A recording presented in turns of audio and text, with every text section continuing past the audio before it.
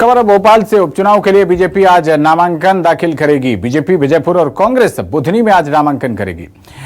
विजयपुर से रामनिवास रावत नामांकन भरेंगे और बीजेपी के दिग्गजों की मौजूदगी में नामांकन दाखिल करेंगे रामनिवास रावत।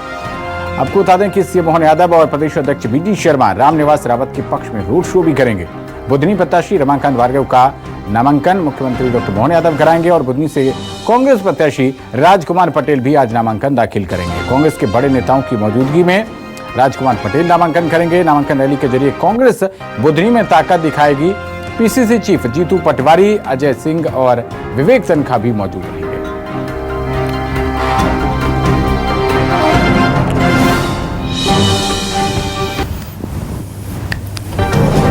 तो आज नामांकन का दिन है। दोनों ही पार्टियों के उम्मीदवार अपने बड़े नेताओं की मौजूदगी में नामांकन दाखिल करेंगे। हमारे संवाददाता शब्बीर अहमद लगातार हमारे साथ बने हुए हैं। शब्बीर, आज नामांकन का दिन है। दोनों ही पार्टियां रोड शो के जरिए, रैलियों के जरिए अपना सबसे पहले तो शक्ति प्रदर्शन करेंगी और उसके बाद नामांकन की प्रक्रिया होगी। बताइए क्या बड़ी बातें, क्या कुछ दिलचस्प जानकारी दर्शकों को देने के लिए आपके पास शब्बीर?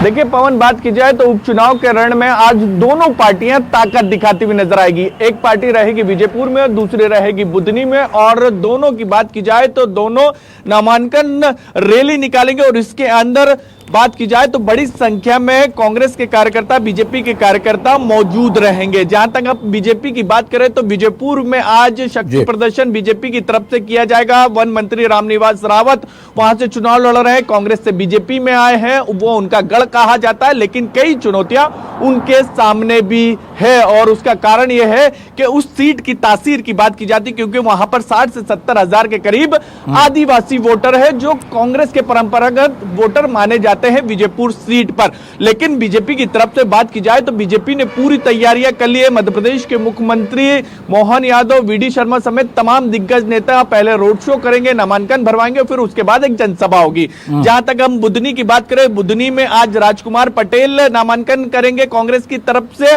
और इसके साथ साथ उस वक्त पीसीसी चीफ जीतू पटवारी समेत मध्य प्रदेश कांग्रेस के वापस लौटते हैं आपके पास। इसी बीच रायपुर से हमारे संवाददाता नितिन नामदेव भी जुड़ गए हैं। रायपुर दक्षिण विधानसभा सीट पर भी उपचुनाव होना है, वहां की भी हालात जान लेते हैं। नितिन, बताइए क्या कुछ तैयारियां वहां पर की जा रही हैं बीजेपी कांग्रेस दोनों पार्टियों की तरफ से?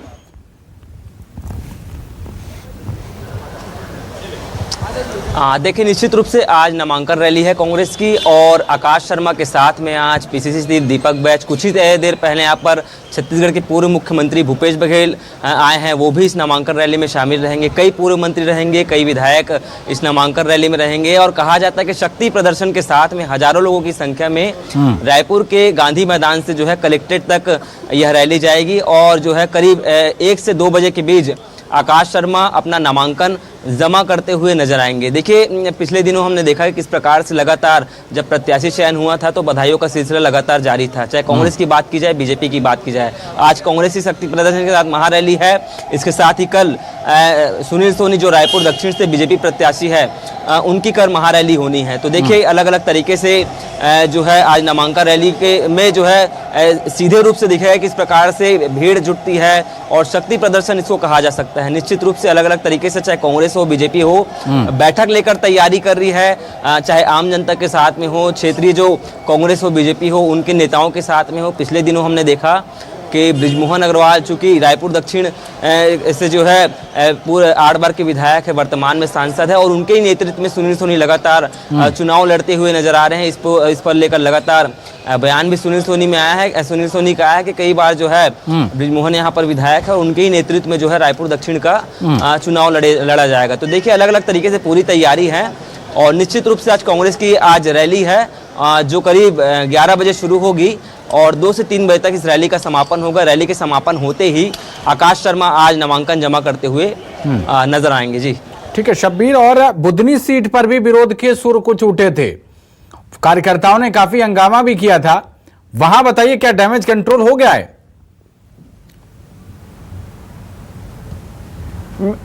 पवन में उसी पे आ रहा था। बुधनी की बात की जाए तो सिर्फ बीजेपी के सामने चुनौती नहीं है बगावत की, कांग्रेस के सामने भी है और कांग्रेस के तो अर्जुन आर्य समाजवादी पार्टी से टिकट भी लेकर आ गए और इसी से अंदाजा लगाया जा सकता है कि वहां पर किस तरीके से बगावती तेवर देखने को मिल रहे। राजेंद्र राजपूत वो नेता जिसने शिवराज सिंह चौहान के लिए बुधनी सीट से जब मुख्यमंत्री बनाए गए थे शिवराज सिंह चौहान, उस वक्त 2006-7 के आसपास उन्होंने इस्तीफा दे दिया था और उसके बाद मध्य प्रदेश के मुख्यमंत्री शिवराज सिंह चौहान उस सीट से चुनाव लड़े थे और उन्होंने जीत हासिल करी थी। लंबे समय से वहां से वो जीतते हुए जीत रहे हैं, लेकिन राजेंद्र राजपूत इस बार वहां पर टिकट के दावेदार थे, लेकिन वहां पर रमाकांत भार्गव पर बीजेपी ने उम्मीदवार बनाया, भरोसा जताया उनके ऊपर। लेकिन राजेंद्र राजपूत पिछले 2 दिन से बात की जाए तो लगातार वो अपने समर्थकों के साथ बैठक कर रहे हैं।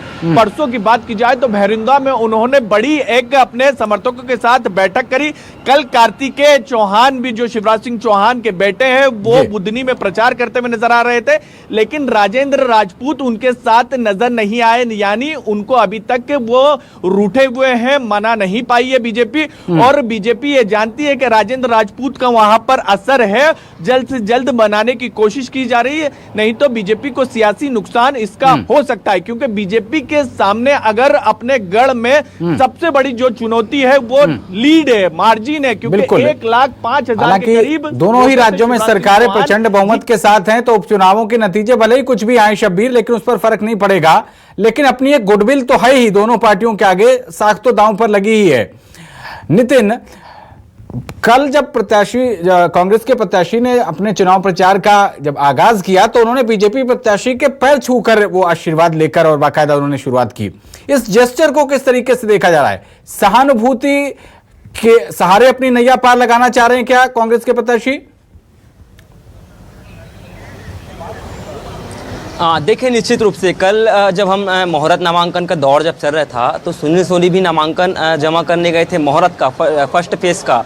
इसी दौरान जो रायपुर दक्षिण से कांग्रेस के प्रत्याशी आकाश शर्मा वो भी उस दौरान पहुंचे थे और एक जो है लोकतंत्र की जो खूबसूरत तस्वीर है, शिष्टाचार की जो खूबसूरत तस्वीर है वो निकलकर सामने आई। और आकाश शर्मा लगातार बृजमोहन अग्रवाल, सुनील सोनी, मृत्युंजय दुबे, अनुराग अग्रवाल, ऐसे जो तमाम बड़े नेता हैं उनके पैर छूते हुए नजर आए थे। जब हमने सबसे पहले न्यूज़ 24 ने आकाश शर्मा से एक्सक्लूसिव बातचीत की इस मामले में, तो उन्होंने कहा कि उनके माँ बाप के यही संस्कार है कि कोई भी जब बड़ा काम करने जाओ तो बड़े बुजुर्गों का जो है पैर छूकर जो आशीर्वाद लेकर ही जो है काम की ओर आगे बढ़े। तो देखिए, ये निश्चित रूप से लोकतंत्र में हालांकि लोगों की विचारधाराएं अलग होती हैं, लेकिन जब ऐसी तस्वीर आती है तो निश्चित रूप से शिष्टाचार का एक अलग जो है स्वरूप देखने को मिलता है, एक अलग खूबसूरत तस्वीर देखने को मिलती है।